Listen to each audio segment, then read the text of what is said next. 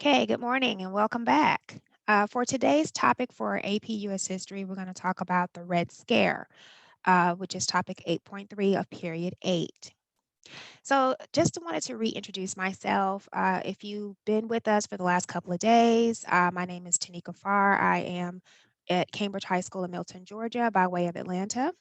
If you're new, then hey, welcome. I'm so happy that you were able to join me today. And again, we're going to talk about 8.3, the Red Scare. So, yesterday, Mr. Horton kind of took you into the depths of the Cold War and the impact that it was having in America at the time. And so, today I'm going to talk to you about something that was happening within the government itself and just how it was impacting American society and culture. So, our lesson overview for today is explain the causes and effects of the Red Scare after World War II. You've already looked at the skills of contextualization. You've also looked at the skills of sourcing and situation from yesterday. And with that, you had to look at the significance of a source's point of view, the purpose, the historical situation, the audience, and including how might these limit the use of a source. And that's usually what you do when you're actually analyzing a document. For example, the HIPPO method. So that was the situation and things that you kind of went through yesterday. For today, we're still going to continue on with sourcing and situation. And the idea is to explain a point of view, a purpose, an historical situation, and or audience of a source. So let's get started. So our warm up, Mr. Horton kind of set the stage for you yesterday. He asked you to think about two events that have happened in history. First, the Salem witch trials that happened in the 1600s, and then the Palmer raids, the Red Scare that happened after World War II. So, what would be a correlation between the two events? Well, when you think about it, the Salem witch trial started all because of accusations. And whether those accusations proved to be true or false, it led to multiple people pointing fingers at one another. And from there, it created this hysteria. So you remember there were the deaths of 19 people were hanged, one person was crushed to death. And at the end of the day, no one really knew if there was any true proof of witchcraft that was happening within the village of Salem. So then we fast forward to the Palmer raids. This was after World War One. This was at the end. America was kind of distrustful of a lot of foreign immigrants because immigration was at an all-time high at this point. And of course, there was the hysteria of who is actually for the government and who is not. So communism was actually starting to, or anti communist feelings were actually starting to develop even during this time. And it even got to the point where innocent people were told not, they were, heard speaking a foreign language, or if they were wearing a certain color, or if they associate with a certain group of people, then of course they were accused of being a communist. And so that same hysteria started once again. Friends began turning on friends, neighbors. Um, the government was paying people to spy on people and to turn people in. And of course, one of the biggest cases that happened during that time was the case of Sacco and Vanzetti. So if you look at the bottom of the slide, we really want to make sure that you guys, if you have any questions or anything like that, we want to answer your questions. So we want to make this very interactive. So if you could, at the bottom, if you have any questions, could you tweet us at virtual a push, all one word, on Twitter. And I will answer some of your questions at the end. And my colleague is watching the Twitter channel, so he's able to answer questions as well. So let's go ahead and get started. So, what do you need to know about the second Red Scare? Well, first of all, it was a period of intense anti communist suspicion. It happened between the 1940s and the early 1950s. No one was safe.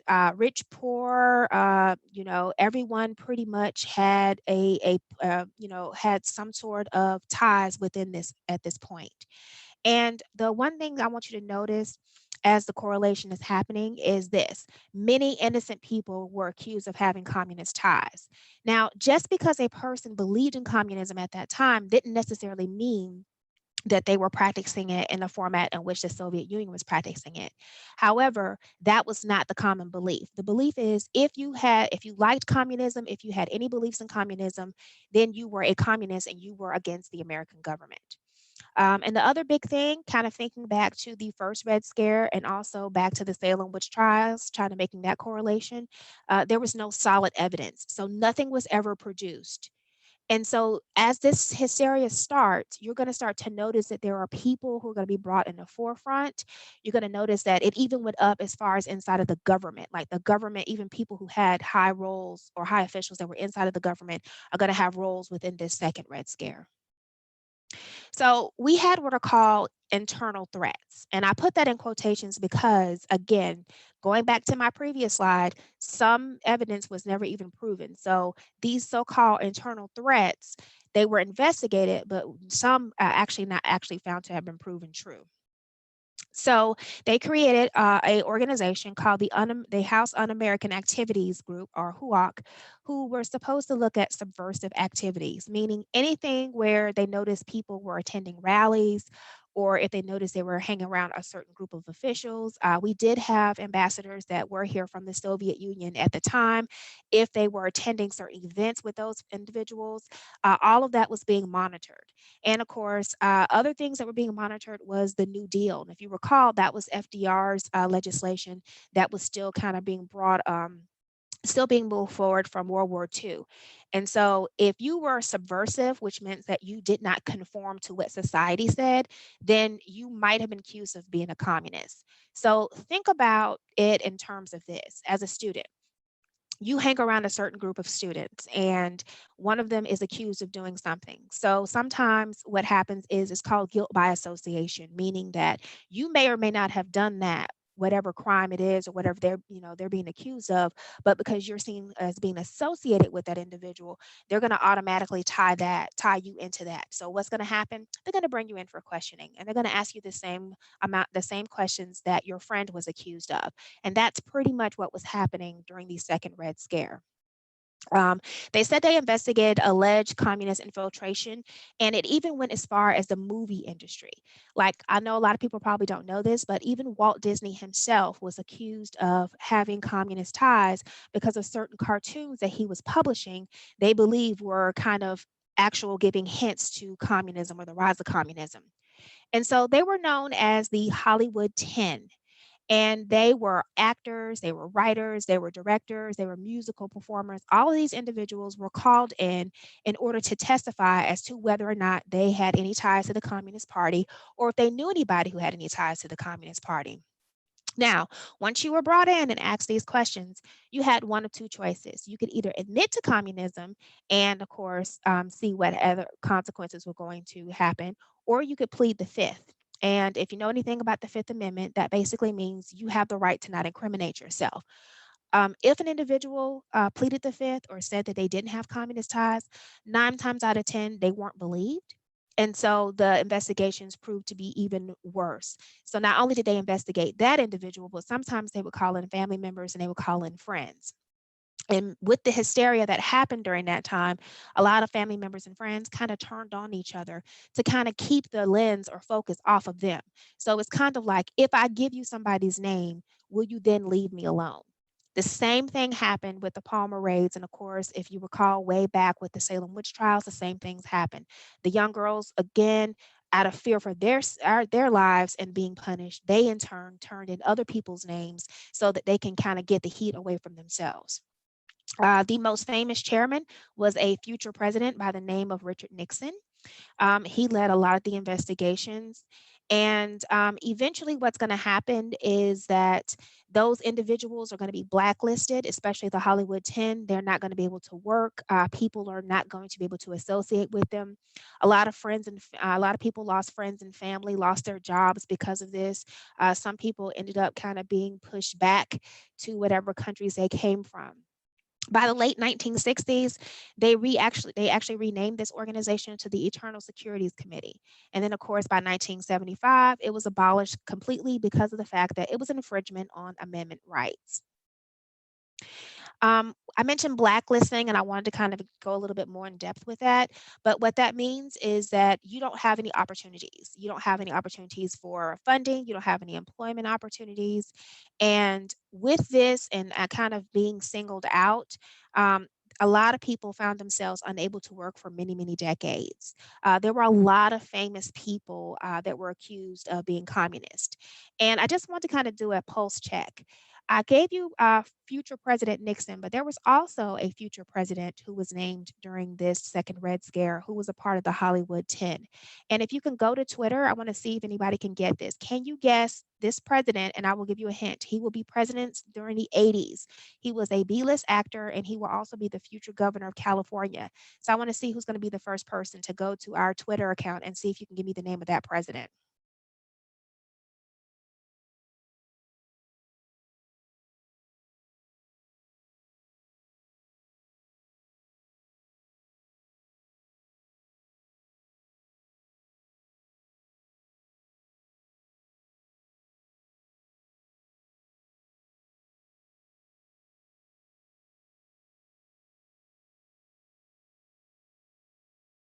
Okay, if you haven't guessed yet, I haven't seen anybody, but that is going to be future President Ronald Reagan. He was actually one of the Hollywood 10 who was called in to testify.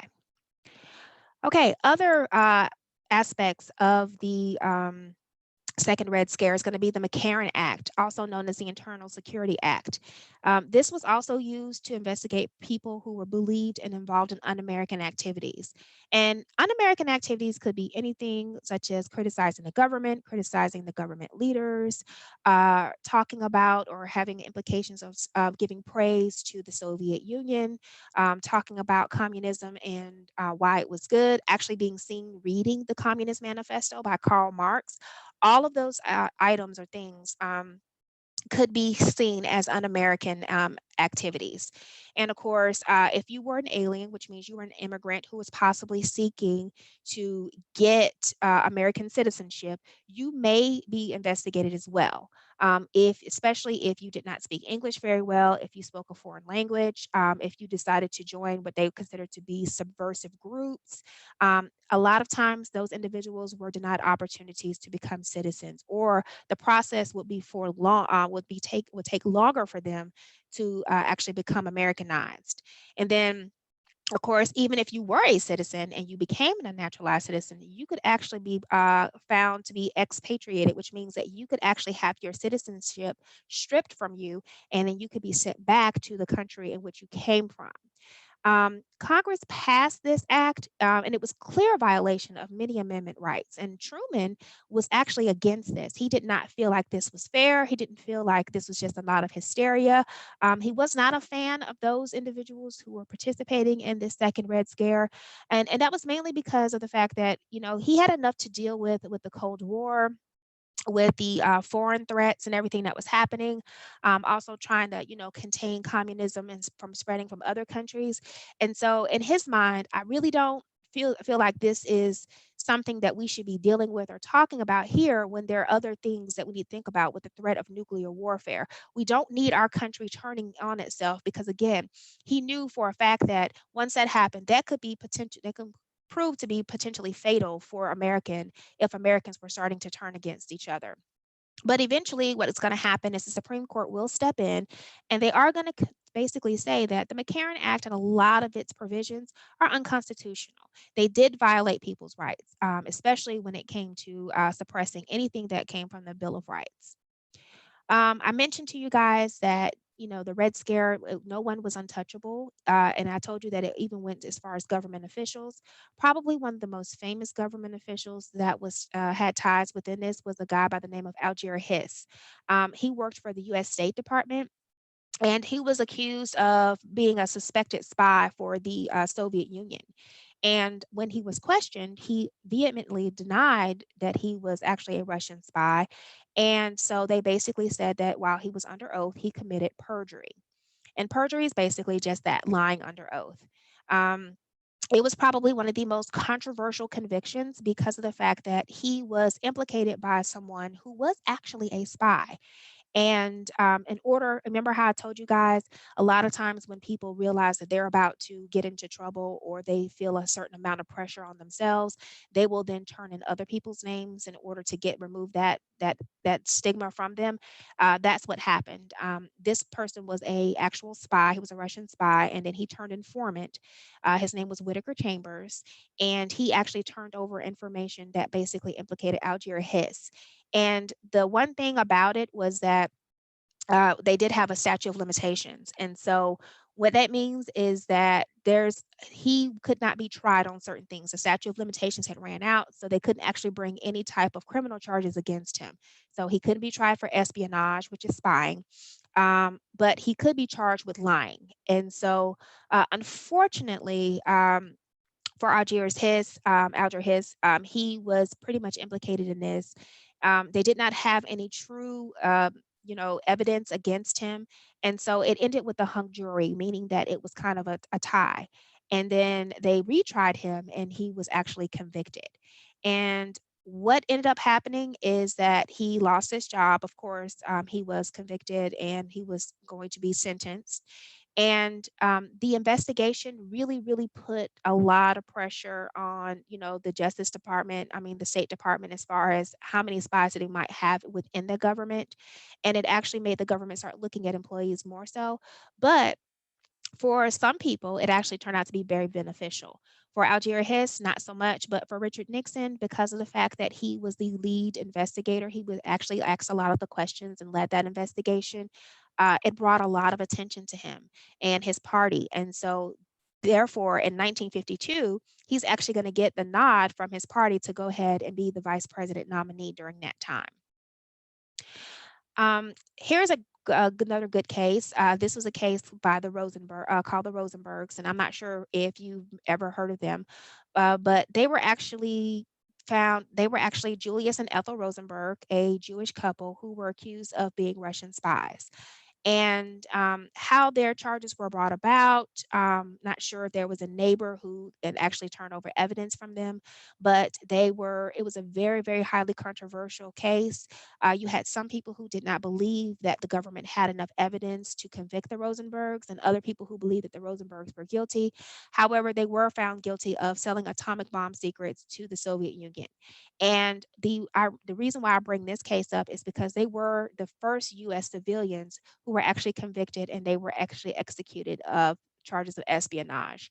And if you want to make a correlation, if you want to think about this in a big picture kind of thing, kind of thinking back to the skills that we're looking at as far as purpose and historical context and point of view, remember, you can tie this case to the Sacco and Vanzetti case, the two Italian immigrants who were here during the Palmer raids, the first Red Scare, who were also basically accused of being spies and actually being in a location where a murder took place. And because the victim, the actual people, the killers spoke a different language, they were pretty much at the wrong place at the wrong time. And they too were found guilty, basically blamed for a crime that they possibly could or could not commit.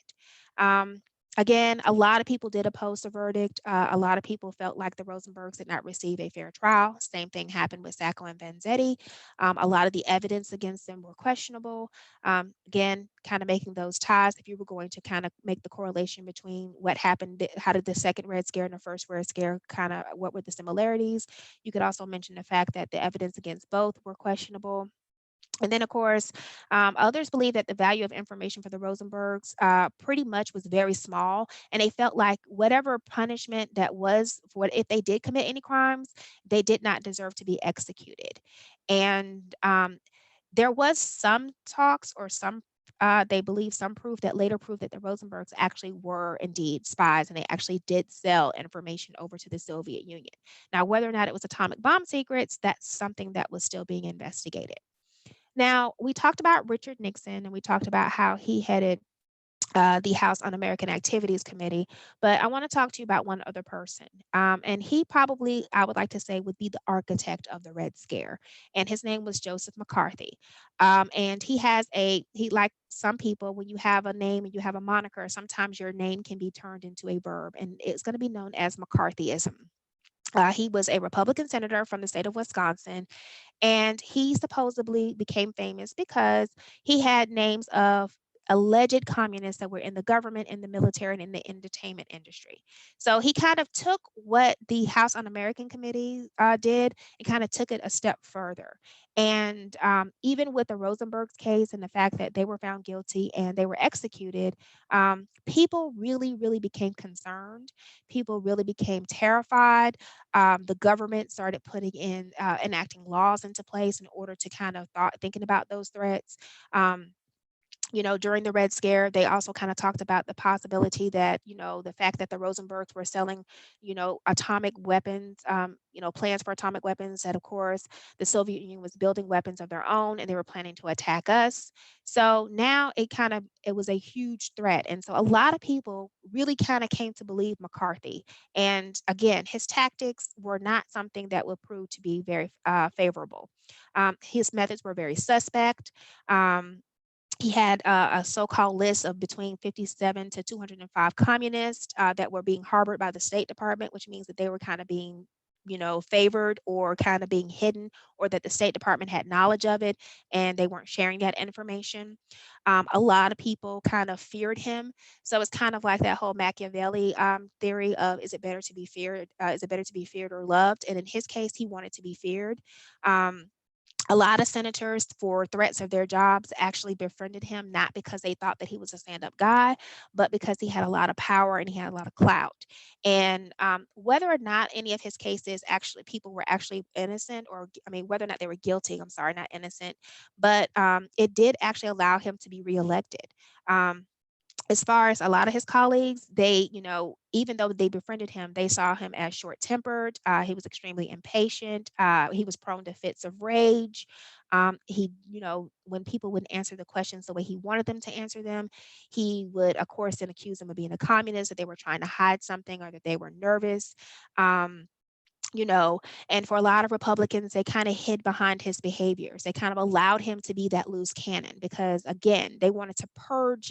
His idea of purging communism basically would help them gain support, especially for the 1952 election.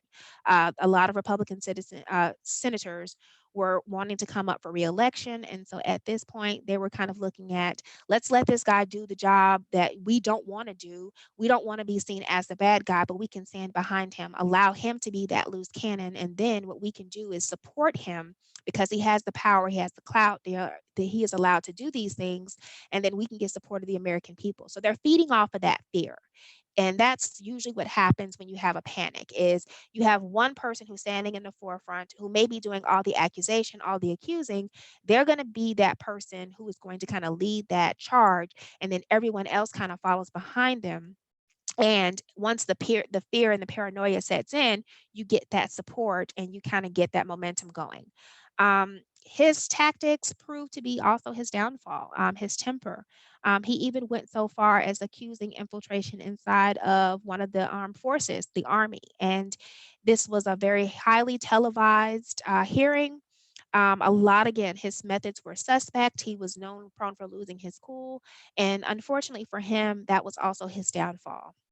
Eventually, a lot of his senator colleagues decided that they had had enough, that he had wasted enough of the American people's time, that he was putting too much fear and paranoia into the American people, that they had other things to worry about. There were concerns about what was happening over with Russia, also with the spread of communism, that they did not need that paranoia to happen here on American soil.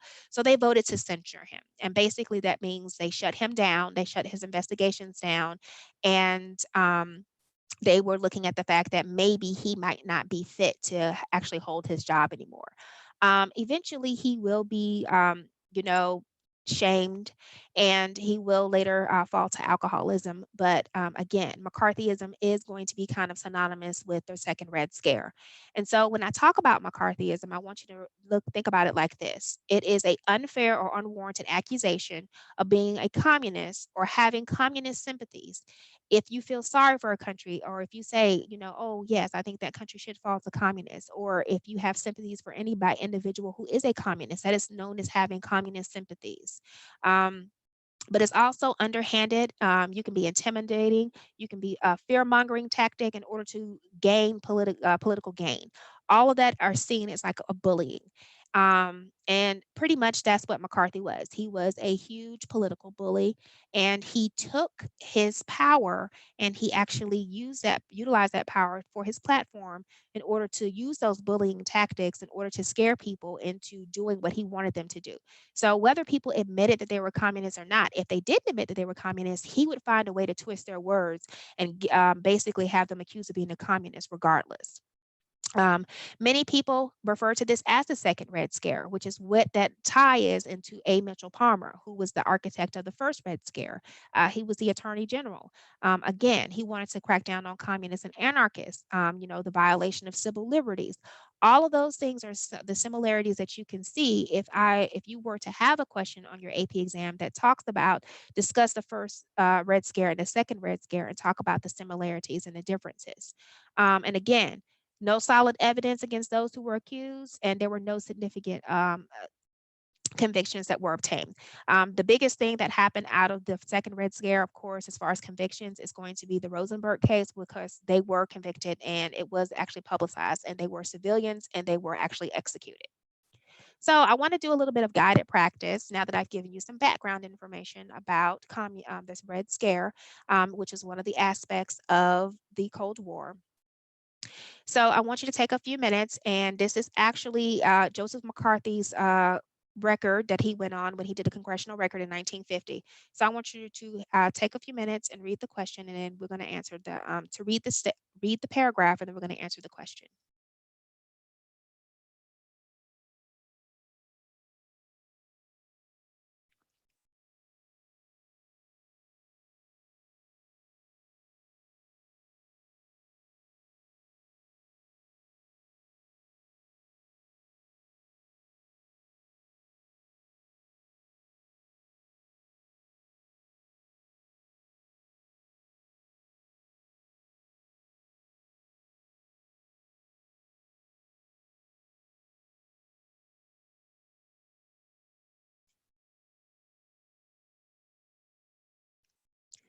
Okay, so you've read it. This, of course, is his statement himself, kind of talking about the State Department. And so when you're looking at these options during the early 1950s, which of the following resulted from the sentiments expressed in the excerpt above? The answer is A, public debates over proper balance between liberty and order. And basically, the reason why it's A is because during that time, the accusation that communists had infiltrated the government actually led to a lot of debates with various senators and various sectors of American society about how to strike that proper balance. And of course, the protection of civil liberties was very important, has always been important, especially for the Department of Justice. And they want to maintain social and political order. So they basically wanted to maintain that order and not feed into the hysteria at that time.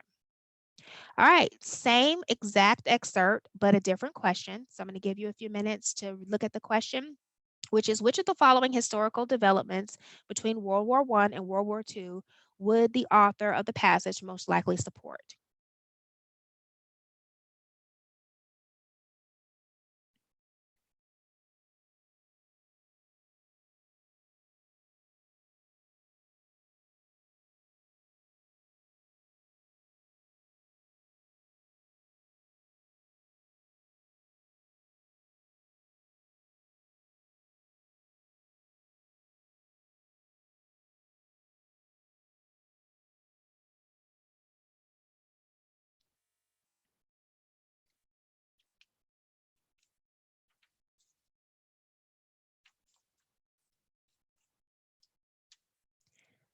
Okay, ladies and gentlemen. So again, which of the following historical developments between World War I and World War II would the author of the passage most likely support? Your answer is going to be C, restrictive immigration quotas. And I want you to think about this. Remember immigration, people were still coming over, people were still, from the fallout from World War II. And at that point, immigration was not something that was favorable considering many of the countries and depending on what side they were on during that point. But another thing you also need to look at is that a politician would be obsessed with eliminating un American ideas and activities. Communism was one of those that, of course, And so Joseph McCarthy would have definitely been in favor of restrictive immigration quotas in the 1920s had he been a member of Congress at that time. So he probably definitely would have agreed with A. Mitchell Palmer as far as getting immigration and kind of limiting those quotas, especially during that time during the 1920s. All right, still checking for understanding. Hoping you guys are still with me. See, we have a lot of great questions on Twitter that we're going to talk about later. But here's an example of a free response question where you're going to analyze the political and social impact of the Cold War on American society between the years of 1945 and 1961. What would be some possible responses for that? Again, kind of thinking about those skills that we're covering today, and we're looking at sourcing. What would be some things? What are some sources that you can come up with? Again, keeping that in mind, the social and political impact of that of the war on society. You're kind of thinking about laws that would be made. That would be something. You could talk about the second Red Scare. You could definitely make ties from the second Red Scare with the first Red Scare, and even kind of putting that together. You could look at the fact of the House Un-American Activities Committee. You could also look at the various laws that were put into place. If you wanted to look at the society between the years of 1945 and 1961, and we're going to come back to this, you could look at how Americans responded, how the fear of communism and also with nuclear weapons, how they created things like a duck and cover shelters, how they created bomb shelters under homes during that time. You could also look at the fact that schools actually had drills and how they even had people who would actually monitor the skies to see if they could tell when nuclear weapons were going to actually drop.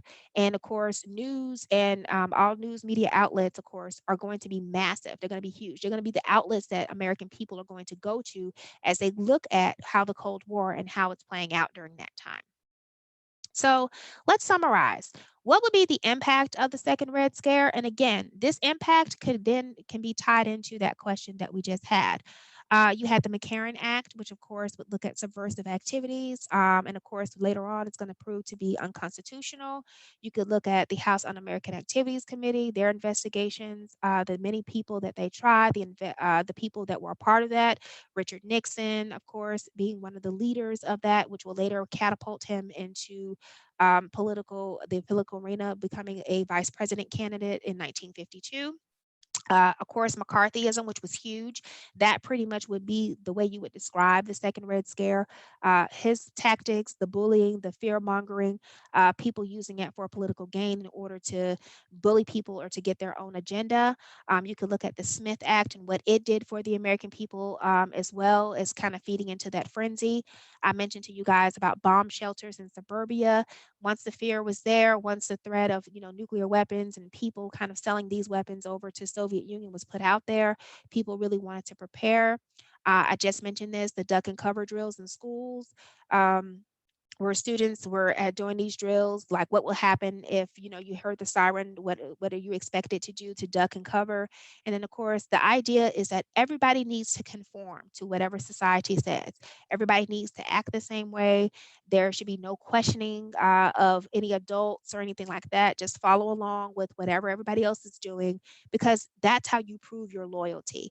And if you went against that, then of course you were probably going to be seen as un-American, and 9 times out of 10, you might be accused of being a communist. So, what are our takeaways? We have American debated policies and methods that were designed to expose suspected communists within U.S., and even both parties supported a broader strategy of containing communism. Our overview, we talked about point of view, we talked about purpose, we looked at the situation, we looked at the source, of course, thinking about that speech that he said. Why would he say those things? Why did he have a belief that the State Department was hiding people? And again, his own political agenda. He was, again, trying to push his agenda forward so that people would believe in his cause and what he was trying to do. And then the impact that the Red Scare had on the American people, the hysteria, the paranoia, friends looking at other friends, people actually being impacted, not being able to find employment, being accused of being a communist. And our biggest learning objective is the causes and effects of the Red Scare after World War II.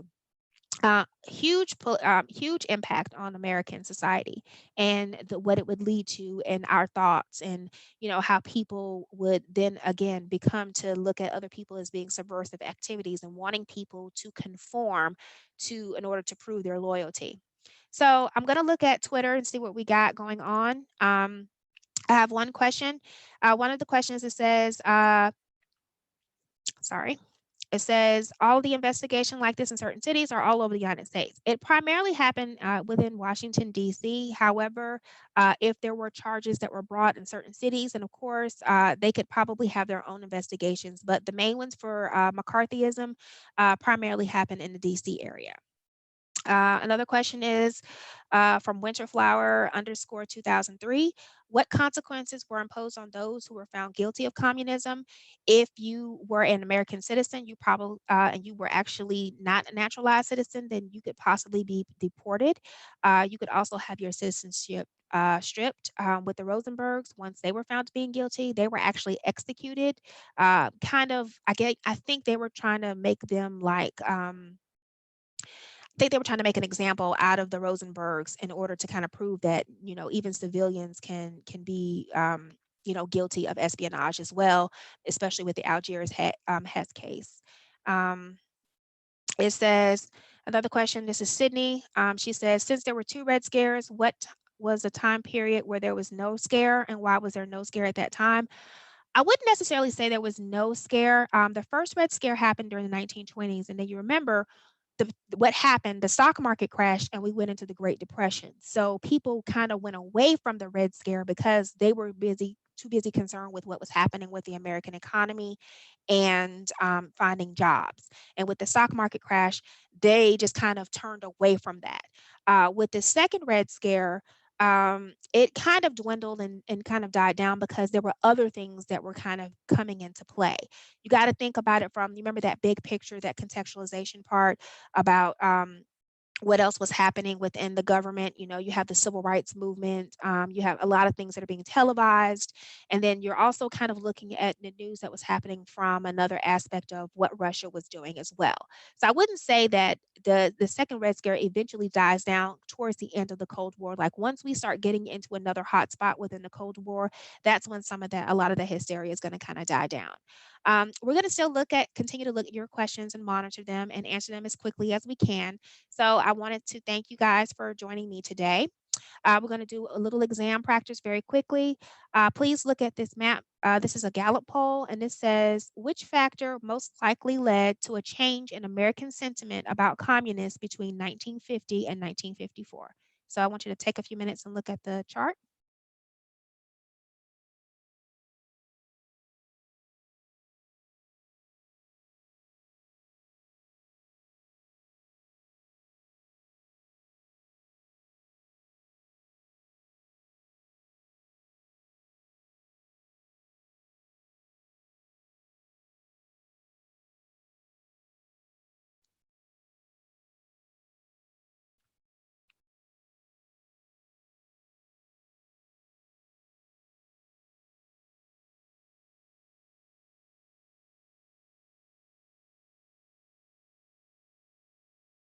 Okay, remember when you have charts, always pay attention to the dates and everything. So, which factor would most likely led to a change in American sentiment about communism between 1950 and 1954? It's going to be investigations of suspected domestic communist activity. And the reason for that one is because they were highly publicized investigations of domestic activity. And so that would pretty much kind of account for a lot of Americans' growing concern about communism during that point. So this is how the sentiment changes. This is how the anti-communist sentiment for Americans is really going to start to develop during the 1950s. These investigations will start to feed into that hysteria. And then once that happens, people realize, those officials that were leading these investigations would see that and they would continue to feed into that frenzy. All right, so something to think about on Monday. What does a strong economy look like? Think about everything that we've talked about with the Cold War. Think about the Red Scare, the idea of communism spreading, that fear that was happening. How does the American government look? How does that economy look like? What does the society look like during a time of fear and paranoia?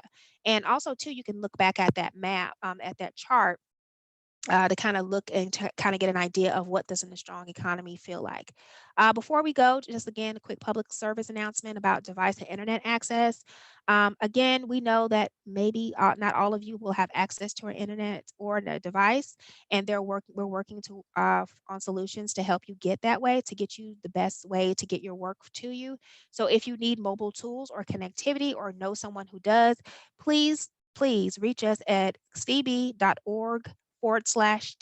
Again, if you know someone who needs mobile tools or connectivity, or if it's you yourself, please be sure to reach out to cb.org/tech. Thank you, ladies and gentlemen, for watching. We will see you on Monday. Mr. Horton will be back to talk to you about American society and economy during 1945. Thanks.